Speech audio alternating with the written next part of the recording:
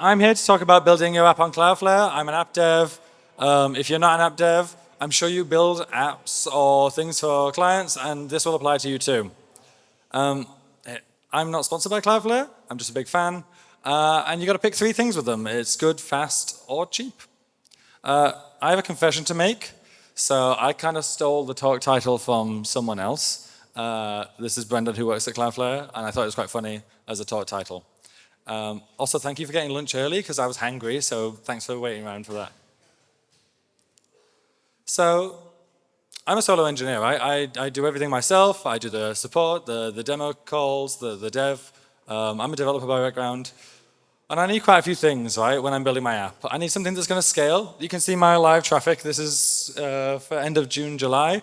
You can see it's spiky as hell, right? That is not consistent. I don't want to have to get involved every time there's a spike. I don't have the time to deal with that. There's a joke about Yorkshire people being tight. I don't want to pay for anything more than I have to. I don't want to pay for something running when it's not needed. Every penny matters. We live and die by reviews, as someone mentioned earlier in the App Store. So that's really important as well, that we have something that's both performant and reliable, and that I can dev quickly. So if there's a bug, I can fix it quickly, I can deploy it quickly. And similarly, great performance is important for built for Shopify, for your LCP, but also for your merchant experience, right? So these are things that are important to me. And who am I? I'm Jordan. I know quite a few of you. I've worked in the Shopify space for 6 years. I've been at Checkout Blocks, Gymshark. I now run my own company, Pimsical. Pimsical does stock management, inventory management.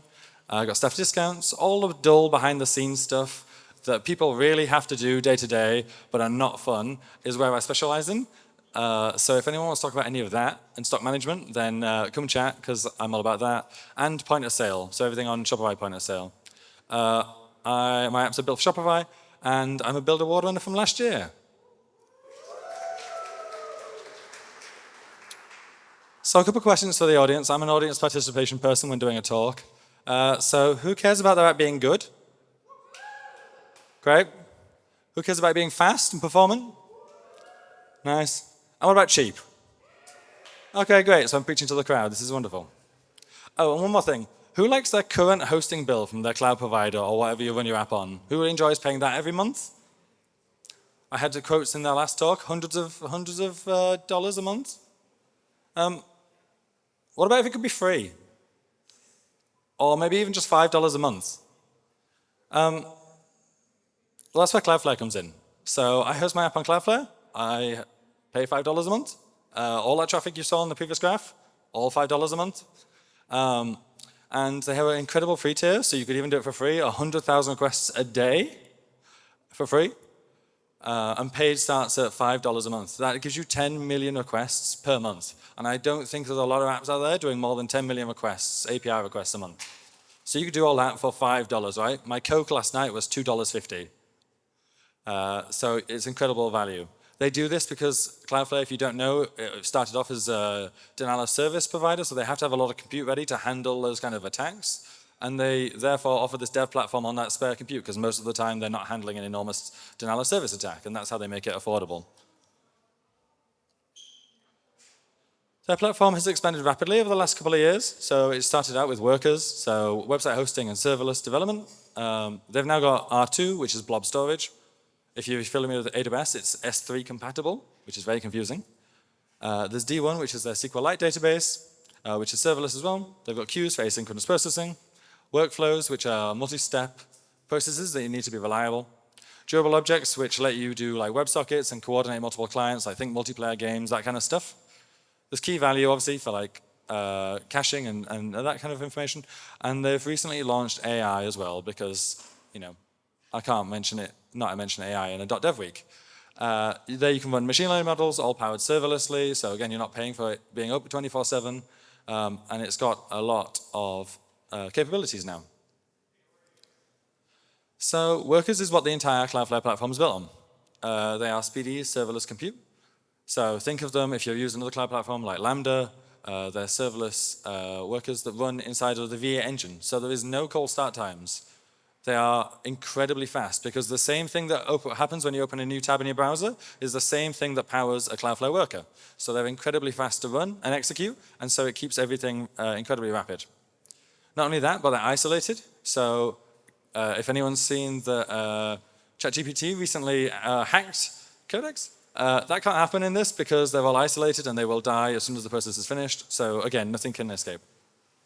They're also distributed across Cloudflare's network. So if you've got users all across the world, like Shopify merchants are, then that's great because this means it's going to be close to your users, so latency is going to be low, and again, speed is going to be high.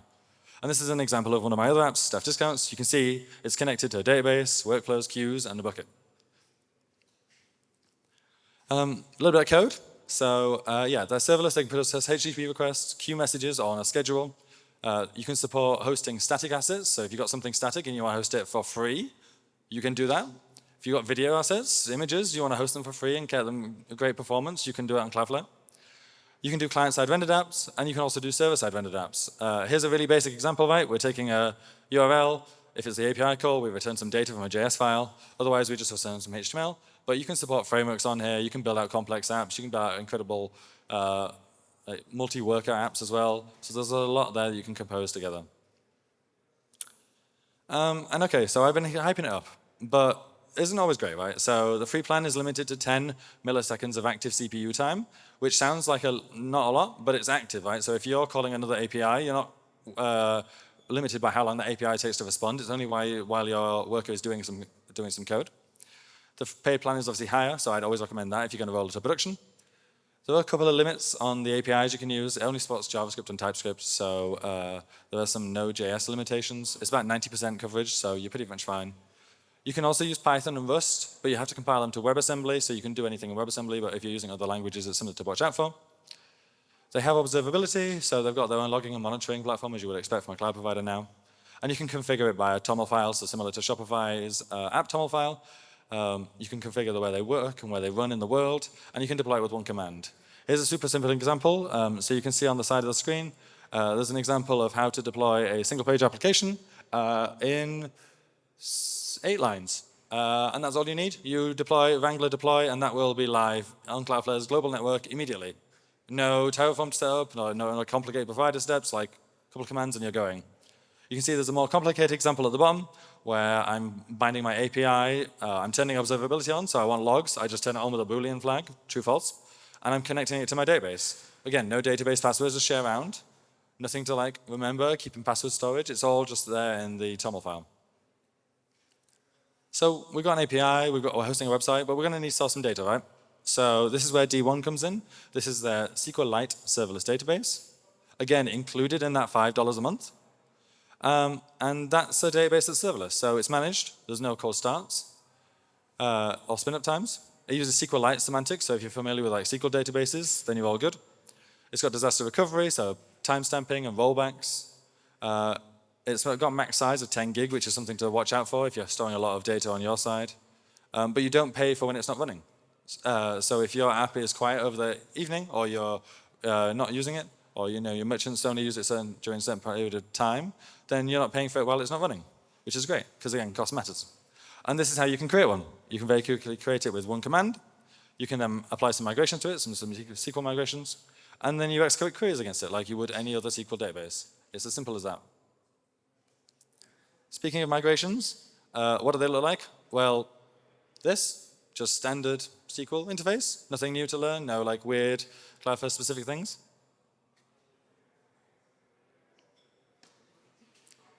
We can insert data into it. So this is how you insert data into your database. Again, very simply.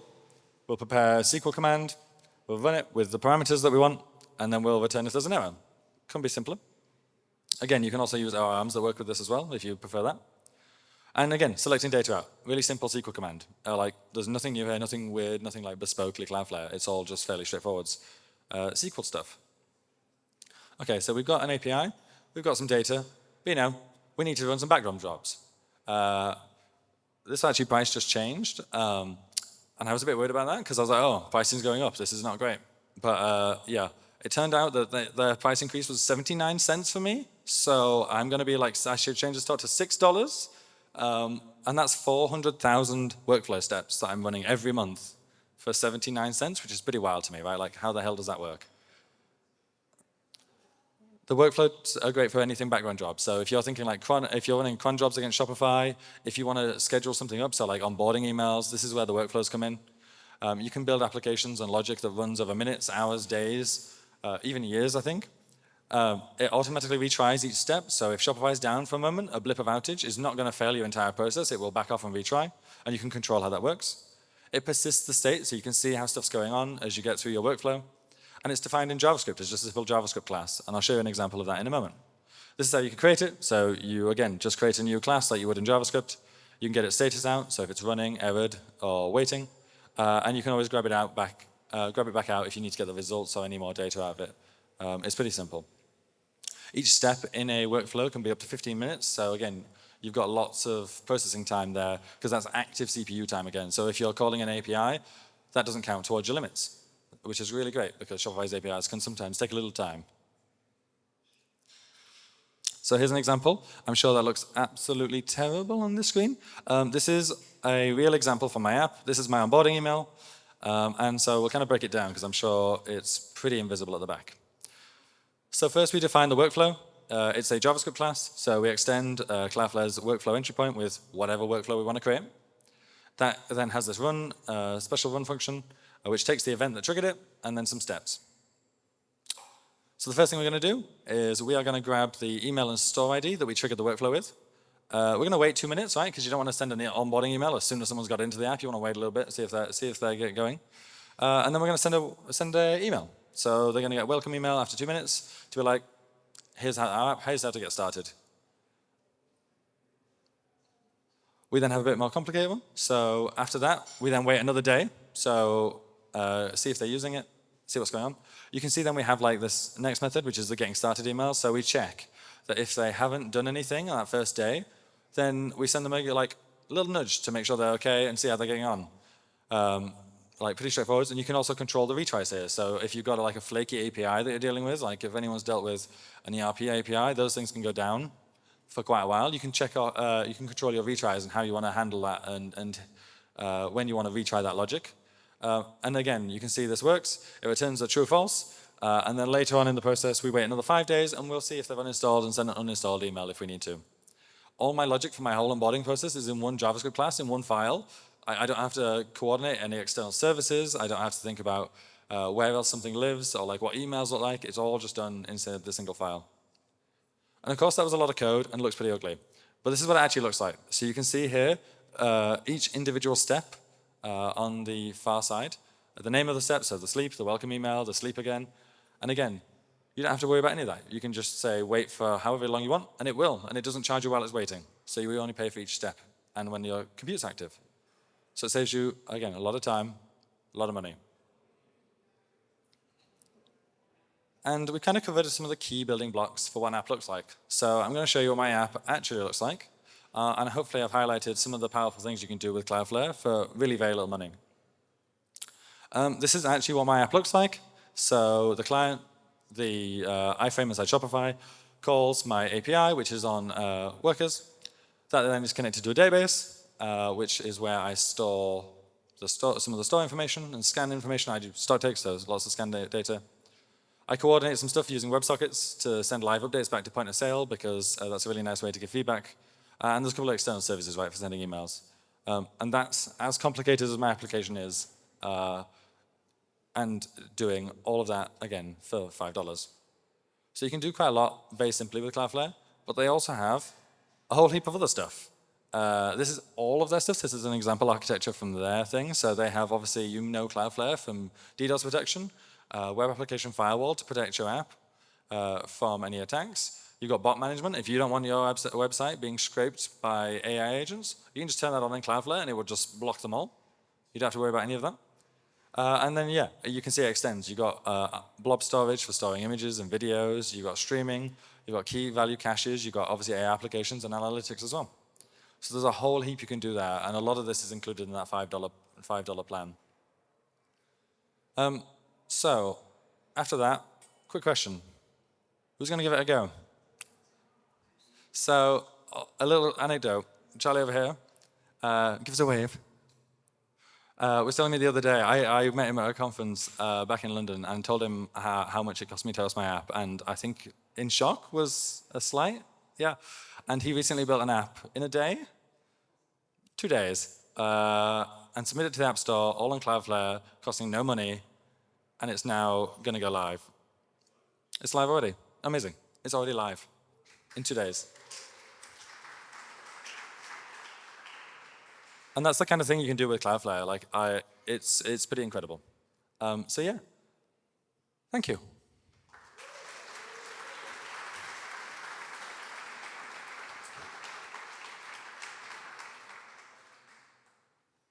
Anyone got any questions?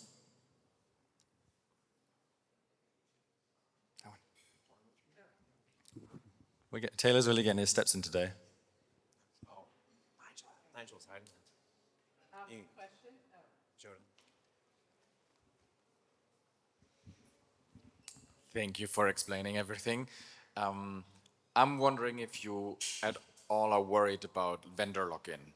I understand that Shopify is using Cloudflare. Cloudflare is huge, but you're using a lot of the primitives there. Like you're not just deploying an application that you can just move off in 5 minutes to another hosting provider because you rely on their specific services so much. So I was wondering how you calculate that for yourself. Yeah, so that's a really good question. So I believe all architectures and pretty much anything we do in life actually is just a trade-off, right? There are pros, there are cons. I had this debate with someone actually. They were a big fan of Kubernetes, and so they built everything in Docker and Kubernetes. And I was like, okay, now deploy that AWS Kubernetes cluster over to GCP, and you can't, right? Because they're completely different. Like, it doesn't work. GCP does Kubernetes completely differently to AWS. It's not a thing. So I think regardless of where you pick, you're going to have some level of vendor lock-in. And I think you just decide where that trade-off is. I've decided to go all in on Cloudflare because, I mean, the bill is great. Like the performance is excellent. My endpoints respond in less than 100 milliseconds in some cases. And so I decided to go all in because I think I get more benefits than more risk. I don't think there's any cloud platform you can do unless you want to roll your own. But then I can't roll my own to every single node in the Cloudflare network, like across the globe. Right? That would cost me a fortune. So it's just kind of where you want to put those trade-offs. There's definitely benefits to be able to move to other providers, disaster recovery, like multi-cloud, but that comes with a huge cost associated with it. So it's just kind of where you want to sit with those trade-offs, I think, and what you're comfortable with, I think, is the most important. We have, I had two questions. One about webhook processing, and the second about just internal tools and authentication. So can you talk a little bit about both? So yeah, webhook processing. Obviously, go chat to the hook tech people, but you can post the webhooks on Cloudflare Fan. Cloudflare workers will scale to pretty much whatever you want. Again, 10 million requests a month. There's not many people doing that many webhooks a month.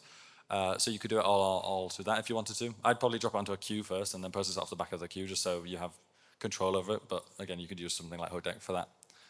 So you could definitely process it that way. And you didn't have any issues with the D1 I mean, I haven't used SQLite much in production, but it's fine with all the locking and everything just works just you would expect. Is that right?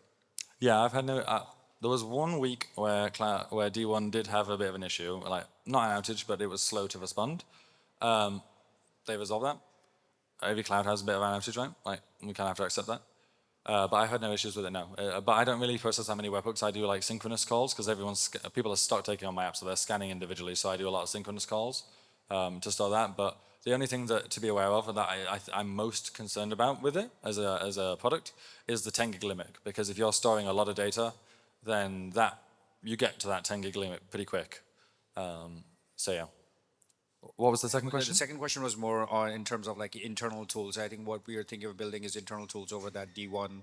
And yeah, there's not much of a question. I kind of answered it on, but if you have any experience when you build internal tools to see how merchants are doing across, how many merchants are onboarded and so on and so forth, do you build your own? Because we built our own, but we have some in post-hog. And so just any experience of doing those internal kind of crafty work. That'd be good. Yeah, so I was on Mantle, so I'm now debating what my options are and where I go to. I have separate dev observability in Honeycomb, where all my requests go through, so I can see exactly what stores are doing what, and I have where they're going around on the front end and like what steps they're doing for like onboarding as well. So you can use that as kind of a proxy at the minute. But I am looking at whether I build or buy as I move, as I have to move off Mantle for those kind of more business side of things. It sounds like I'm plugging a product, but there's Cloudflare Access. So if you want to put like a worker behind like email login and be like, okay, I want to do that, you can literally turn it on with like, I think it's 4 settings. So if you want to turn that on and build like an internal tool to deploy on Cloudflare, like you just turn on Cloudflare Access and be like, only these emails can log into it, and like it's just done. A friend of mine did that recently, and it was. He remarked how ridiculously easy it was because he was used to building on AWS. Oh, just so I get that clear, you're saying that there's email level authentication built in so that you can do internal tool authentication really easily. So that's quite a big. Yep. Yeah, that's Yeah. great. That's very helpful. Okay. Yeah. And then was the honeycomb you said that you're using as a replacement of Mantle? So I use Honeycomb for more like developer observability. So I'm looking for another alternative for I'm looking for a alternative to Mantle from like a business perspective for those business metrics. Honeycomb is more like how many requests am I doing? Like what pages is the user on? Like any logs and errors and those kind of like developer side of things. So I'm looking for a business alternative at the minute. I use Honeycomb Got for it. like the dev side of observability. Got it. Thank you. No worries.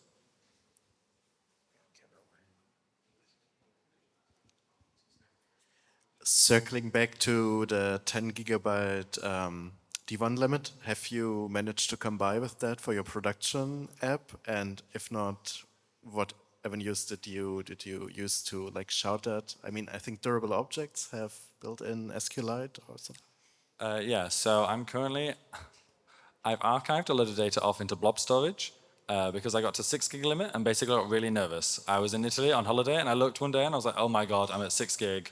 Like this is compounding quite quickly. So I very quickly after that holiday archived a lot of data off that was old and literally I have a stock data set archived. So I can safely archive off into blob storage and give access to that. But I am looking at other options because the 10 gig limit's coming around again. But if you're getting started, like if you want to put an app together and just use it to get started, then you can. And I think we also have to get comfortable that our apps change, both feature-wise, but architecturally as well over time. So it might be the thing that to get you started and get going. But you know, as you scale, you're gonna have to make other trade-offs and decisions. And I think that's kind of something to get comfortable with. I don't think there's one solution that's gonna last you forever.